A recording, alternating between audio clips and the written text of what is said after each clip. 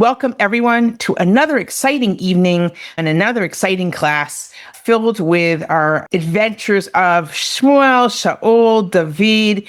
And tonight we're going to really start with David, King David. We're going to kind of look at his rise and how it interacts with Shmuel and particularly Shaul. What I'd like to do in this class, and hopefully we'll get to it, is actually kind of follow the beginning of David to the end of Shmuel and Shaul's arc, not counting Shmuel's appearance as a ghost, but during Shmuel's lifetime. We have kind of the three of them interacting in a very unusual, in a very interesting way that really kind of shows us where things have gotten to. So let's dive in. And this is where we left Shmuel last week. This is where Shmuel has been told Shaul is no longer going to be king. And God says to Shmuel, Vayomer Adonai el Shmuel, Ad matay ata mitabel el Shaul, vani ma'astiv, mimloch al Yisrael, malei karnach Hashemen, v'lech eshlachacha el Yishai bet Lachmi, ki ra'iti b'banav li melech. Okay? Why are you still grieving over Shaul? And we said last week that after all, Shaul is really Shmuel's king.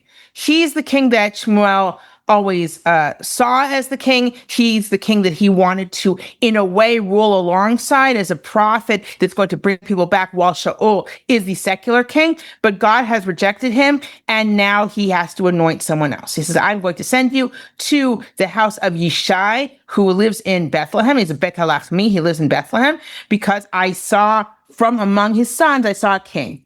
Vayomer Shmuel, ech eler, v'echelech, V'shama Shaul b'haragani.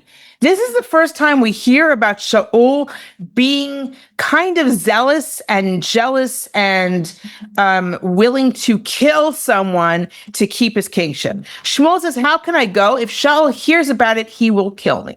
And God doesn't say, don't be silly, he's not going to kill you. He says, okay, here's a cover story. Just say you're going to go sacrifice to God.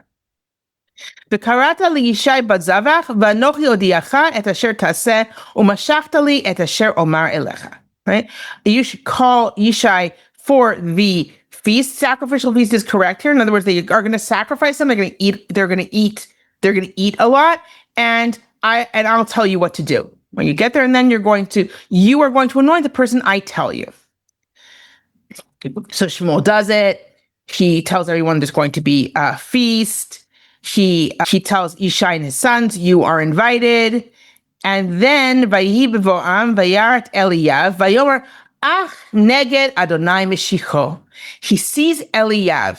Eliab, as we'll see, is tall, right? He's the eldest of his sons, of Yishai's sons. He's like, oh, this must be God's anointed. Shaul was tall. He was unusually tall. And he could point, and Shmuel pointed him to see, you see how tall he is. He's going to be a great king.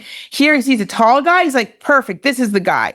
Vayomer Adonai el Shmuel, al tabet el mar'ehu ve'el gvoha komato ki mastihu, ki lo asher yir'eh hadam, ki adam yir'eh la'einayim, v'Adonai yir'eh la'levav. And he says to Shmuel, don't look at how he looks and to how tall he is, because I've rejected this one, because it's not what the person sees, it's what God sees. Person only sees through his eyes. God sees into the person's heart. Remember, heart is also mind in the ancient world, so it's everything. Yes. It's interesting that God tells in Kinastihu, because he still hasn't served, so how could God Nastiv? So he's talking about Shmuel, actually. About Shaul, yes. He's absolutely referring to Shaul as well. In other words, when he says, Ki mastil, because I have rejected him, it's a little bit of a play, right? He's saying, I've rejected this tall one, just like I rejected the other tall one. I rejected Shaul, even though he's tall. I'm rejecting this guy, even though he's tall. Because you're right, there's not much to reject here. He's drawing a parallel between the two tall people, neither of whom should be king. And Michal calls Abinadav. God says no. Shammah, he goes through 7 of his sons. Vayomer Shmuel el Yishai, lo bachar Hashem ba'ela. And Shmuel tells Yishai, God didn't choose any of these 7 sons. Vayomer Shmuel el Yishai, hatamu hana'arim. Shmuel says to Yishai, is that it for the boys? There's no more boys? ויאמר עוד שער הקטן, והנה רואה בצאן. ויאמר שמואל אל ישי שלך וקחנו, כי לא נסוב עד בוא עופו. He says, there's still the youngest one. He's out shepherding the sheep. And Shmuel says, send for him because we're not leaving until he comes here. And we already have, this is the great setup because there were 7. So we thought, oh no, there's no one. Here's the 8th. And it's of course going to be David, and he's a shepherd. Being a shepherd is a good sign that he will be able to shepherd the flock that is Israel. Vayishlach vayiviehu v'hu admoni im yifeh einayim v'tov ro'i. In other words, David, he's no slouch. He looks good. He may not be tall, but he's a good-looking guy.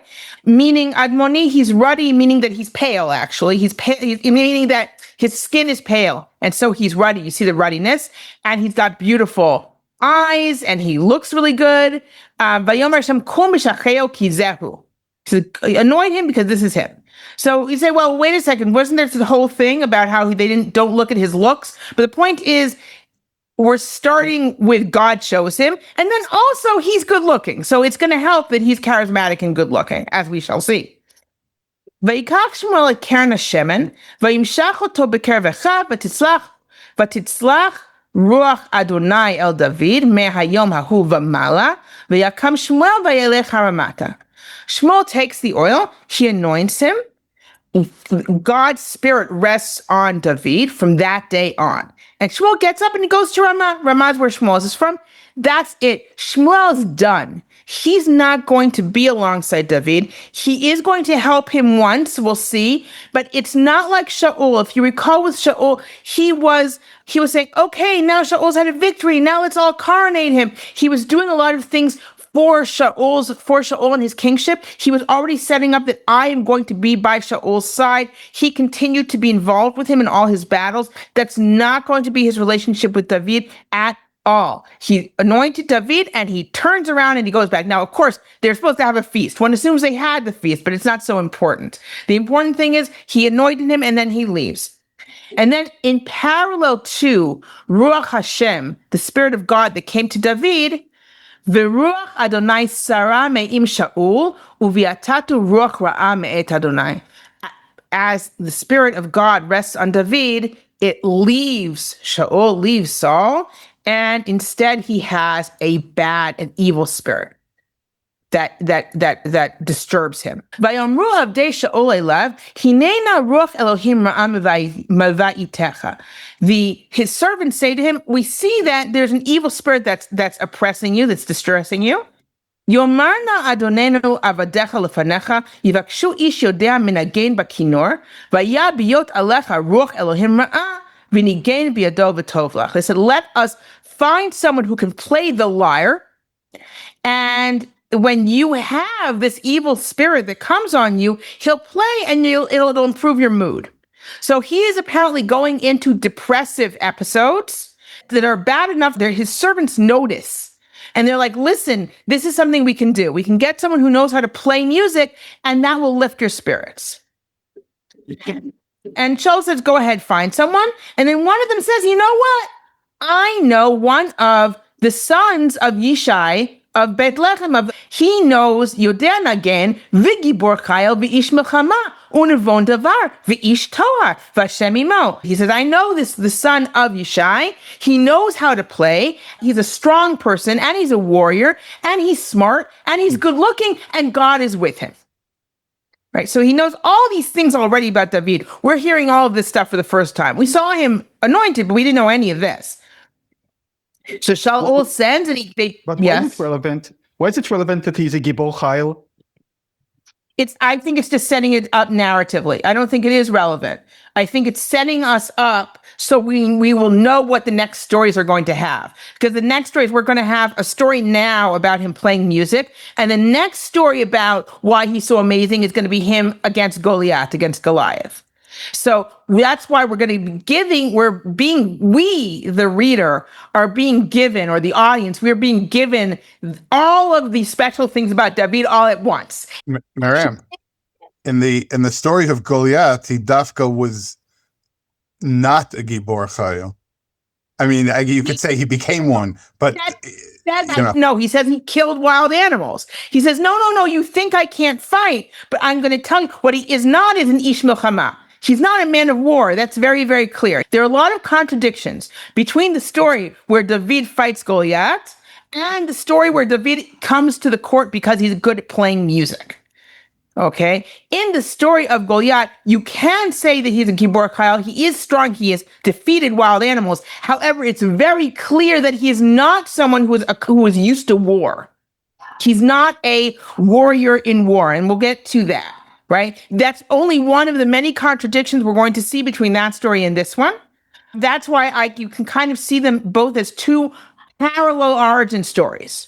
Now, there's a version of the Septuagint which doesn't have them as two, which doesn't have the contradictions. It makes them into one story, right? Which works. And we'll talk about that when we get to the second story.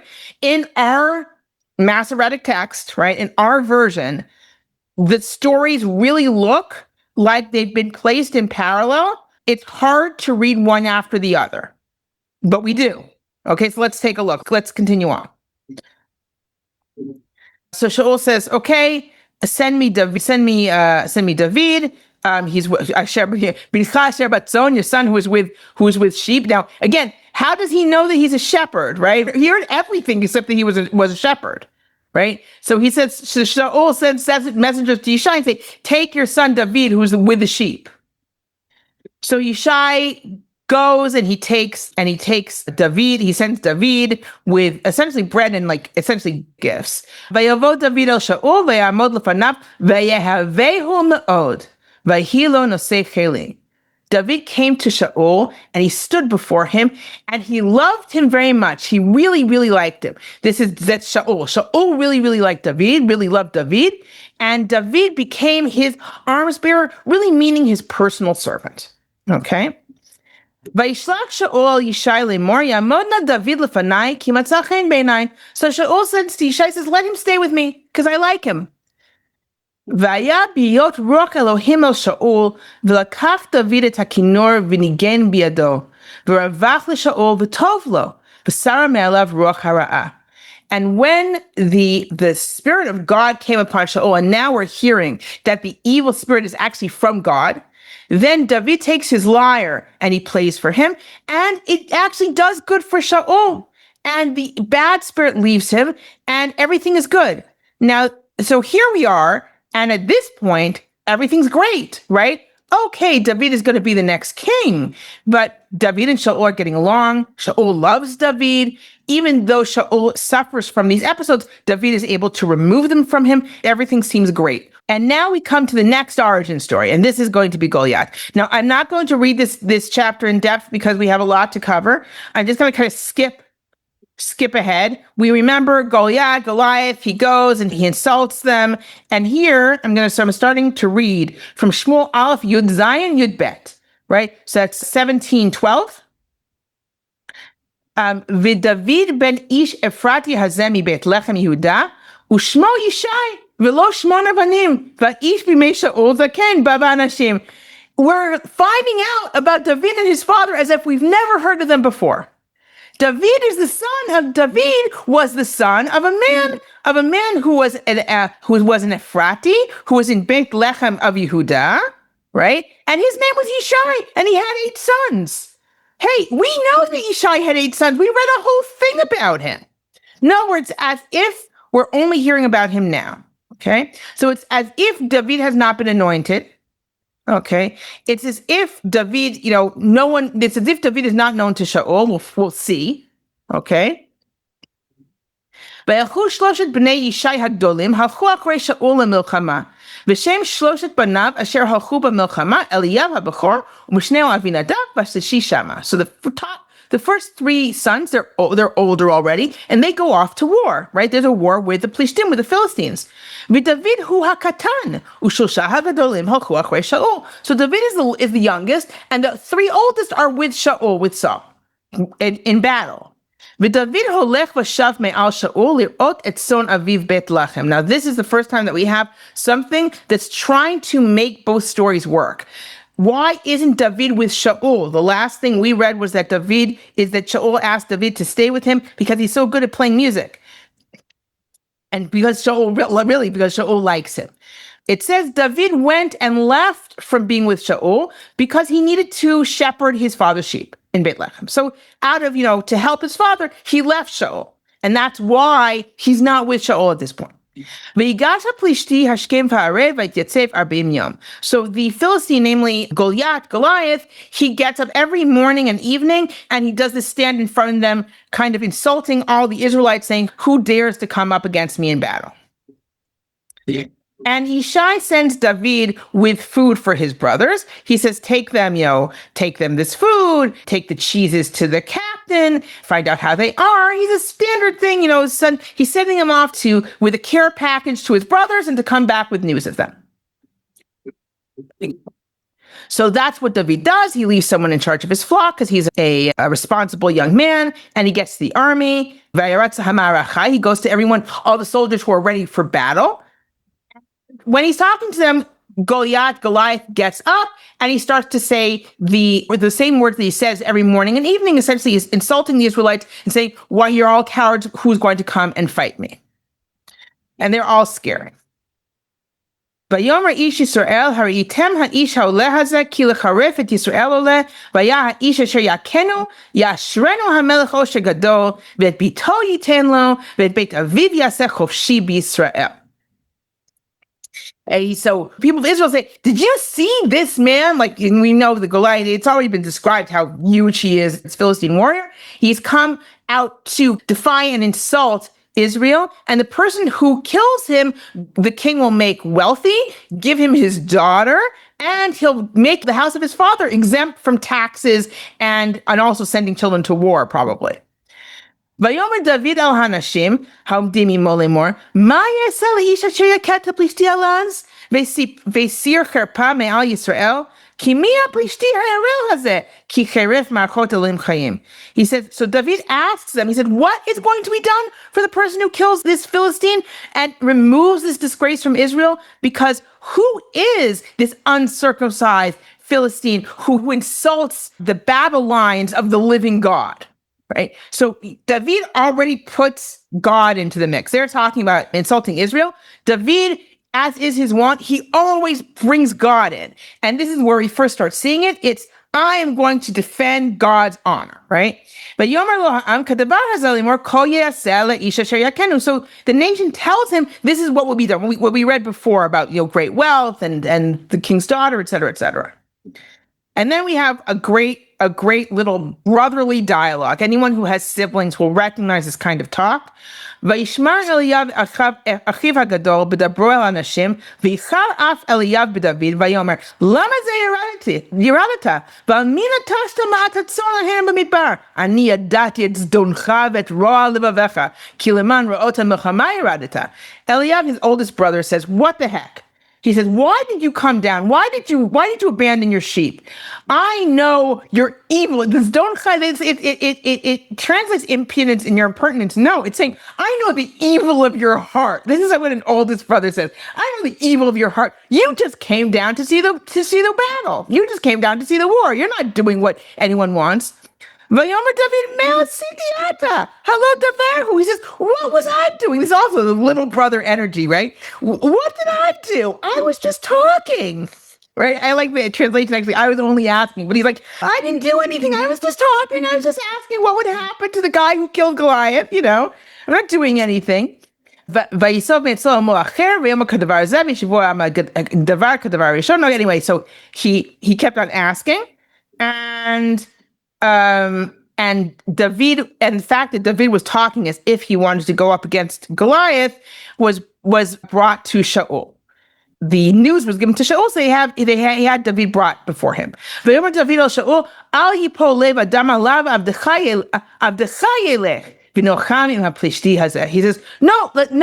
no one has to be scared. Your servant will go and fight with the Philistine.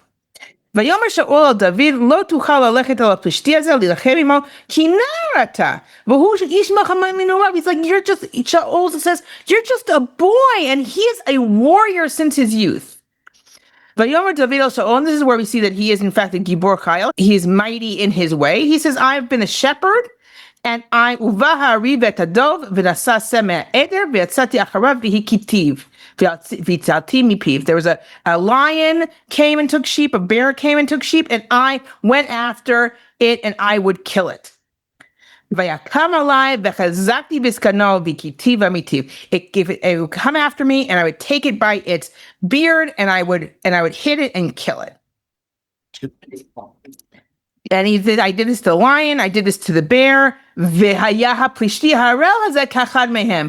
this uncircumcised Philistine is like one of them.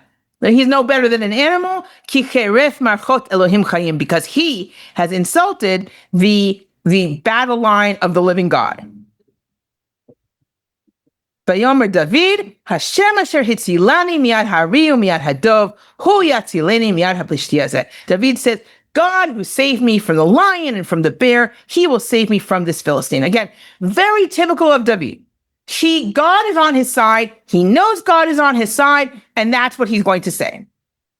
Vayomer Shaul David, lech l'Hashem yemach. Shaul says, okay, go and may God be with you. Shaul puts all his armor on him. And it says, Vayohel lalechet ki lo nisa. He couldn't walk with this heavy armor on him that Shaul put on him because he wasn't used to it. In fact, he's not a warrior. So he's not used to walking with this heavy armor.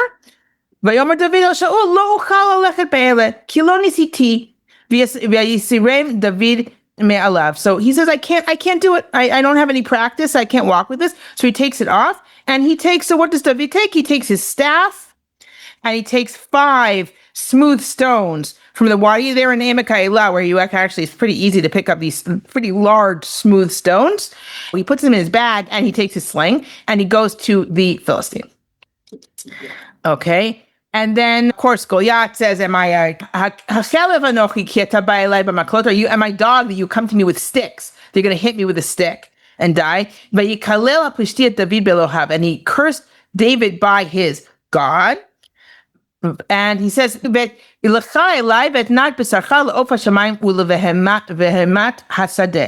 I come here and I'll give your flesh the birds of the sky and the beasts of the field. In other words, you won't be buried.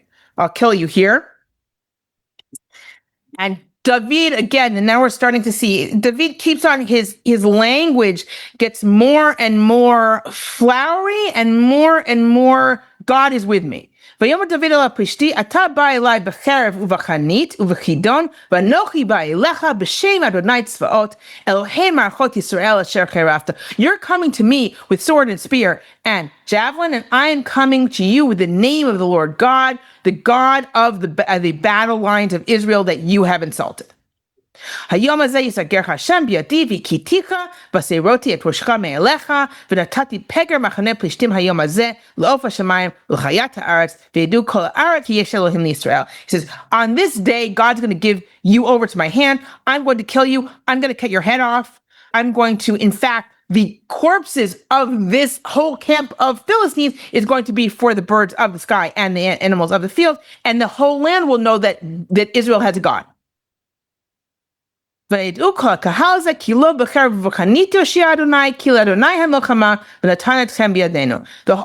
here will know that it's not that God doesn't save through sword and spear, but the war will always be God's, right? The battle is God's, and he will give you to our hands. In other words, David does this a lot. He elevates his personal victory to God's victory. This is divine victory now, and it is certainly going to happen. So what does he do? He takes his slingshot and he shoots the stone. Stone shot through a slingshot can go up to, I believe, 100 miles per hour. So it's not that surprising that it kills the Philistine. It's probably surprising for a Philistine who usually doesn't deal with shepherd slings. And he kills him and he wants to cut off his head, but he doesn't have a sword. So he takes Goliath's sword and he uses that to cut his head off. Okay. And because of that, the Philistines run away. The Israelites run after them. It's a tremendous victory. David brings the head of Goliath, the head of the Philistine. It says, "Vayeo Yerushalayim," and he brings it to Jerusalem. He clearly can't bring it to Jerusalem. Jerusalem does not belong to the Israelites yet. David is only going to conquer Jerusalem many years later. This is possibly talking that in the future, David is going to bring it to Jerusalem. Ve'ed kelev sam b'ohalo. He put his weapons in his tent. And now we have, again, another puzzling verse that doesn't work with the previous story. V'chirot Shaul et David yotzei likrat ha'plishti amar el Avner sar hatzava ben mi ze hanar Avner v'yomer Avner chai nafshecha melachim yadati. And so Shaul sees David, what he said when Shaul saw David going out to the Philistine. In other words, he's already met him and said, "Here, wear my armor." Da, da, da. And then he says to Avner, he says, "Whose son is that boy?" And Avner says, "I have no idea." But Yomar Melech Sha'alata ben mi ze halem. And the king says, "Ask who this young man whose son he is."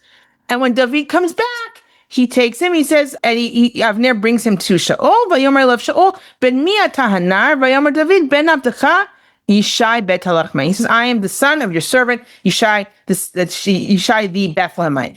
And again, what we have here, at least in the Masoretic version, we have two different stories about how David comes to be in Shaul's court.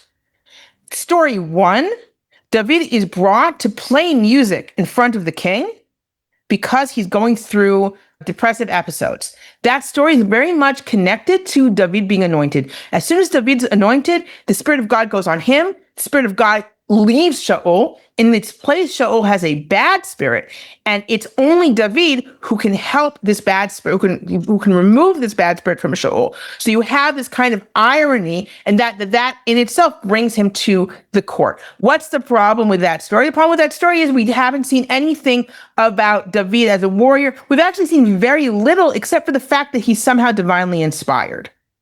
So we have another story where David is shepherding the sheep. His father sends him to his brothers who are in battle. He himself is too small. He's too young to be in battle. And he also has no experience being in battle. He comes in. He cannot stand that Goliath is insulting not just the Israelites, but the God of the Israelites. And he's like, I am not going to allow this to stand. And he insists on going, and he kills Goliath. He kills Goliath. And this is going to immediately kind of bring us to the other aspect of David, which is as a warrior. And that aspect of David is immediately going to place him against Shaul, because Shaul's whole job is to be a warrior king. That is Shaul's job. And he is not going to tolerate someone else who is a military hero, who's not his son. Let's take a look. So this is another way this story of beating Goliath also ends up with David in Shaul's court. Vayhi kechaloto ledaber el Shaul, v'nefesh Yonatan nikshera b'nefesh David, vayavehu Yonatan knafsho. When David finished speaking to Shaul, Yonatan, essentially his soul was bound up with David. He loved him like his own self. Okay, so as soon as Yonatan sees him, possibly because Yonatan himself is a warrior, and here's David being a tremendous warrior, he right away feels connected to David.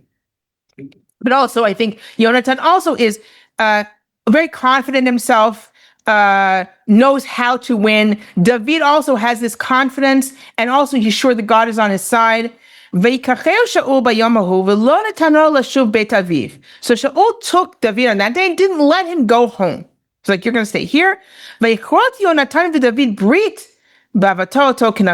Yonatan and David made a treaty. They made I do like the word pact better, even though brit, of course, can be any sort of treaty. As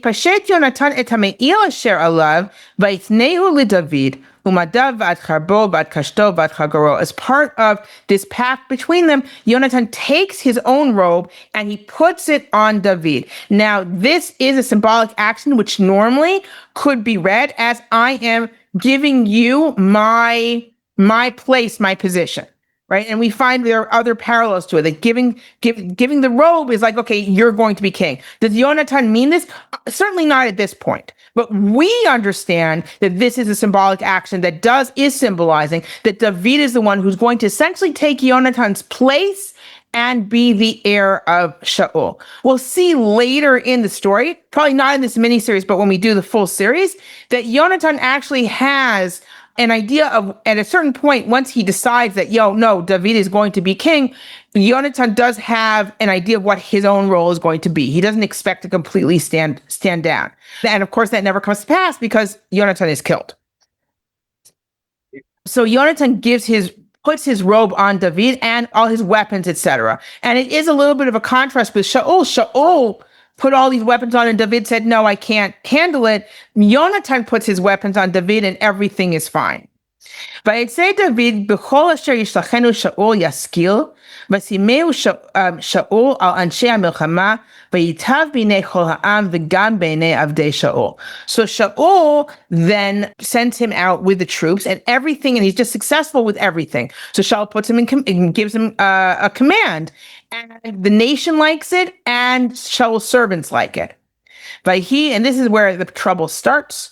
ויהי בבואם בשוב דוד, מהכות את הפלישתי, ותצאנה נשים מכל ערי ישראל, לשיר במחולות, במחולות לקראת שאול המלך, בתופים ובשמחה ובשלישם. When David comes back from smiting, we're going back to actually Goliath, he comes back from smiting the Philistine, the women come out and they start singing. They start singing for him and for Shaul. ותעננה הנשים המשחקות ותאמרנה, היכה שאול באלפיו, ודוד ברבבותיו.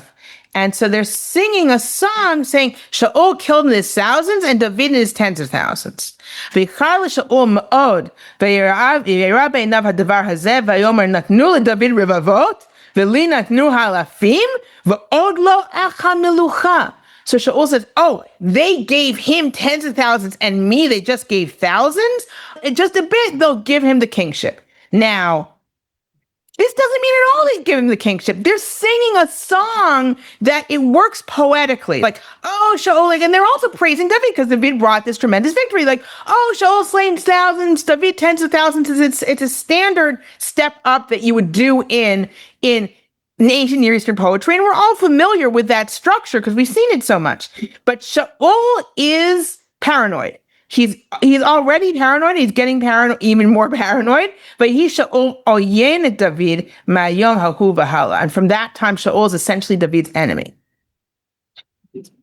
Vayhi mimacharat, v'titzlach ruach Elohim ra'a el Shaul, v'yitnabeh b'toch habayit, v'David minagen biyado kiyom biyom, v'chanit biyad Shaul. And here we have a return to that idea that David plays music in front of Shaul. And from this point on, those stories are absolutely the same story, right?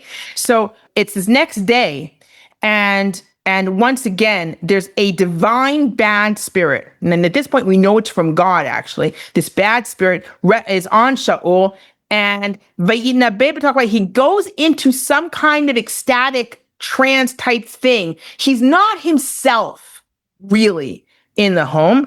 And David is playing, and Shaul is holding his spear.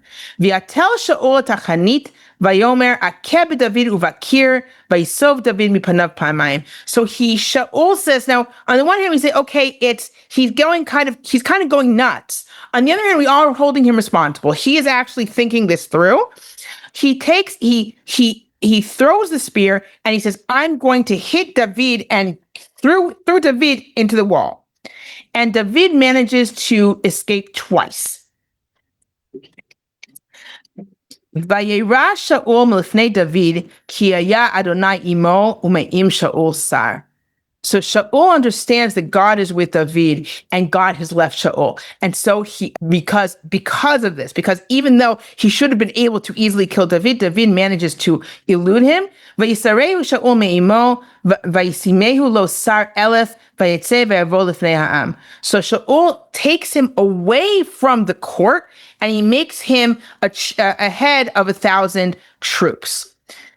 Vayhi David lechol drachav maskil v'Adonai imo vayar Shaul asher hu maskil me'od v'yagor mipanav. On the one hand, David is successful, God is with him, and so Shaul sees this and he's scared.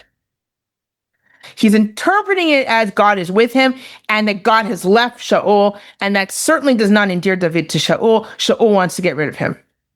V'chol Yisrael v'Yehuda ohev et David ki hu yotzei b'va lifneihem. right? So all of Israel and Judah love David, and he marches in front of their warriors in battle. So Shaul's going to put him in more and more danger. So Shaul has an idea. He's like, I'll promise him my daughter Merav, and in return, I'll have him fight more battles, and that way the Philistines will kill him. ויאמר דוד אל שאול, מי אנוכי ומי חיי משפחת אבי בישראל כי אהיה חתן למלך. And David is like, who am I to be a son-in-law to the king? So instead, Merav is given to someone else. ותאהב מיכל בת שאול את דוד, והגידו לשאול, וישר הדבר בעיניו. But Michal, the daughter of Shaul, she loves David. She falls in love with him. And Shaul hears and he's like, okay, great. I can manage this. Now, Michal, just as an aside, in general, in Tanakh, women don't love men, men love women. Okay, but Michal loves David. I want to say that a possible exception is in Shir Hashirim, in the Song of Songs, right? In Song of Songs, the woman talks a lot about love. She doesn't say, I love him, but she talks enough about being in love, etc. But except for that, in general, so for example, Yaakov loves Rachel. We never hear that Rachel loves Yaakov, right? It's some people interpret it as kind of a masculine thing, and the fact that Michal loves David shows that she is more assertive than women generally are. And we'll see, and she becomes particularly assertive later when she actually saves his life. So she loves David. Shaul says, okay, great. Vayomer Shaul David, Vayomer Shaul Tnena lo, utihilo lemokesh, utihivo yad plishtim. Vayomer Shaul David b'shtayim titchaten bi hayom. So Shaul says, I'll give her to him, and she'll be a stumbling block for him. She's going to cause him to fall to the Philistines. And so Shaul says to David, you can marry the second one. You can marry my second daughter.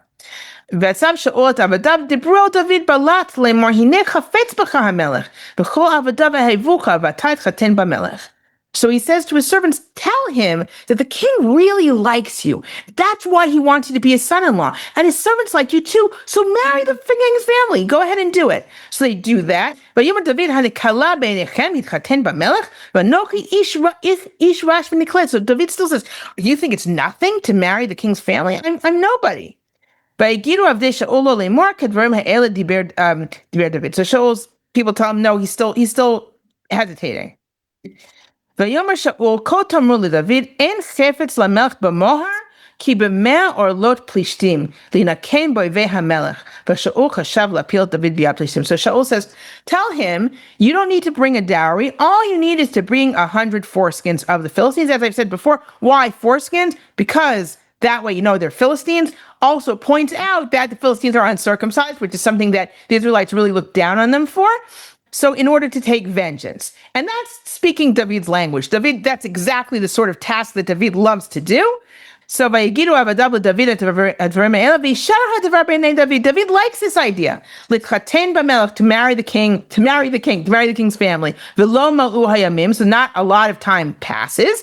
ויקם דוד וילכו ואנשיו, ויך בפלישתים 200 איש. He kills 200 Philistines. ויבא דוד את עורלותיהם, וימלאום למלך להתחתן במלך. ויתן לשאול את מיכל בתו לאישה. So Shaul essentially has no choice.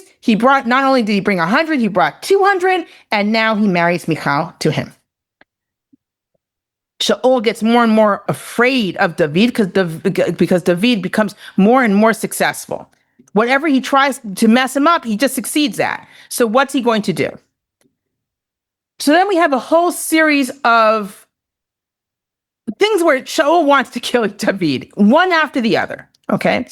First, Shaul says to Yonatan, he says, I want to kill David. It sounds like he wants Yonatan to actually do it.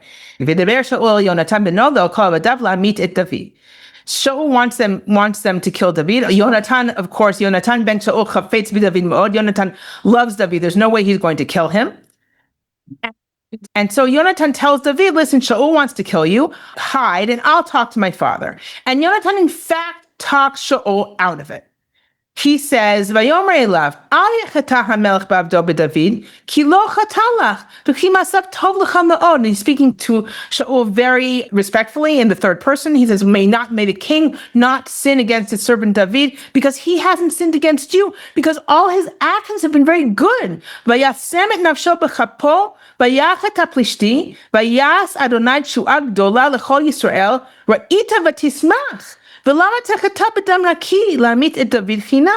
He said, he risked his life. He smote the Philistine, namely Goliath, and God did a great salvation for Israel, and you saw it and you were overjoyed. Why should you sin and spill innocent blood to kill David for nothing? Vayishma Shaul b'kol Yonatan, vayishava Shaul, chai Adonai im yumat. Shaul listened to Yonatan and he swore by God. He says, if God lives, he will not be put to death. Now, what's interesting here is twofold. First of all, Shaul can listen to reason. And sometimes we get these glimmers in the story of Shaul and his relationship with David, that there are moments where things break through to Shaul. And it really seems like he's someone who's suffering from mental issues at this point, possibly resulting from all, he's been, Shmuel left him, and here's David who's, like, there are reasons for him to go into this kind of paranoia. But sometimes he can kind of break through. However, he's also giving an oath to God that he's kind of going to break, because he's going to keep trying to kill David. Okay, so Yonatan reconciles between them. He brings David back to Shaul. David serves him as before by Yilifanav Ketmol Shilsham. David was before Shaul as the previous days. In other words, things just went back. But once again, David is playing before Shaul. Shaul takes his spear and tries to kill him. Okay, and then this time David just runs. But David nas beyimaleit b'laylahu. David runs and he escapes that night. Where does Shaul go to look for him? Well, to the house of David. Yishak Shaul malachim al beit David l'shamro v'lahamito b'boker. But David Michal ishto lemor im encha mimalet et nafshecha halayla machar ata mumat. So he went to his house, the house that he shares with Michal, his wife, Shaul's daughter. Shaul sends messengers to wait for him to kill him in the morning when he comes out. So Michal tells David, listen, you gotta escape tonight. Michal loves David like Yonatan loves David, and they're both working to save David from Shaul. V'tored Michal et David ba'ad hachalon vayelech vayivrach mimalet. So she lets him down through the window. And what does she do? She takes the teraphim. It's a little bit strange. We never know quite what the teraphim are, because in other places the teraphim are small. Here the teraphim, and it's always in plural, the teraphim, but it seems to be one thing. It's one idol, right, that she puts. And I do like this translation, oracle idol, because one thing we do know about the teraphim is it is something that you ask for oracles. They're not just little idols. They're something that you use for oracles. She takes it and she puts it in the bed, and she puts goat's hair on top so it looks like hair, right? And she covers it up. So it looks like there's a body in the bed with some hair sticking out. So the messengers came to take David to be killed, essentially. And she says he's sick. She's like,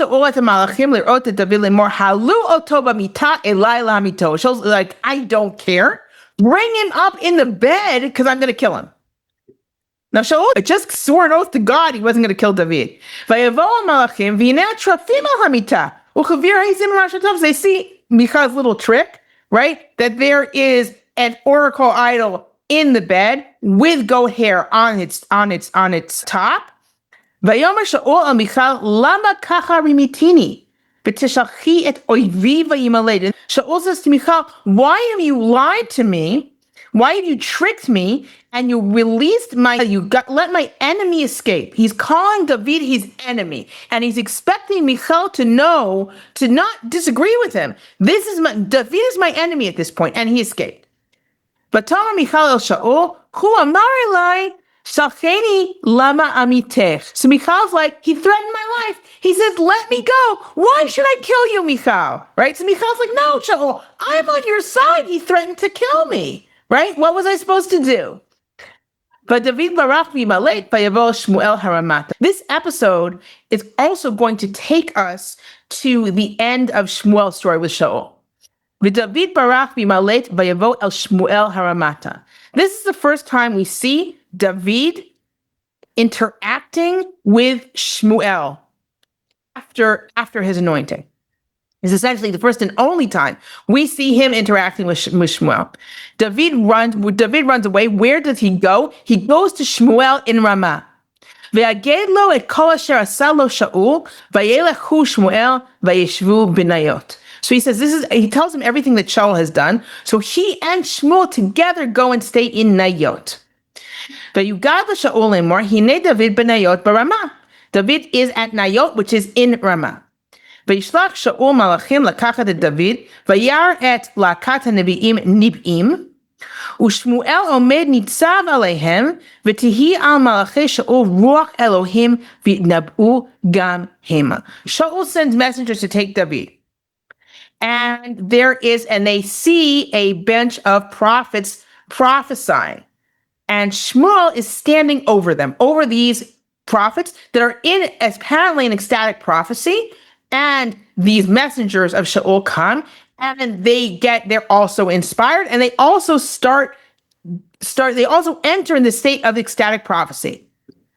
Vayigidu l'Shaul vayishlach malachim acherim. And Shaul sends it that even the second group also joins in this ecstatic prophecy. In other words, they're not good for anything. They're not doing anything. They're just in this ecstatic state with Shmuel standing over them. In other words, Shmuel is clearly pulling the strings here.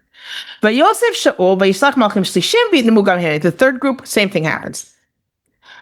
Vayelech gam hu haramata. So finally, Shaul himself goes to Ramah. Vayavo adbor hagadol asher besechu. Vayshal vayomer efu Shmuel v'David. Vayomer hine b'nayot b'Ramah. So he goes to the cistern, the large cistern, which is where everyone's gathering. So he asks and says, "Hey, where are Shmuel and David? Who's seen Shmuel and David?" They say, "Oh, they're in Nayot in Ramah." Vayelech sham el Nayot b'Ramah. V'tihi alav gam hu ruach Elohim. And at this point, Shaul is also inspired with a spirit of God. Vayelech haloch v'yitnabeh ad bo b'nayot b'Ramah. And he also goes walking in ecstatic prophecy until he gets to Nayot in Ramah. Vayifshat gam hu bigadav. Vayitnabeh gam hu lifnei Shmuel. He took all his clothing off, and he's in this ecstatic state, naked in front of Shmuel. Vayipol arom kol hayom v'chol halayla, and he fell down naked all that day and all night. Al ken yomru hagam Shaul b'nevi'im. Therefore, they say, is Shaul also among the prophets? That is the end of Shaul's story with Shmuel. Shaul has been brought to his lowest point. He was a king, and he is now naked in a state of ecstatic prophecy, rolling around on the ground in front of Shmuel. That is it. He has lost it. And David escapes.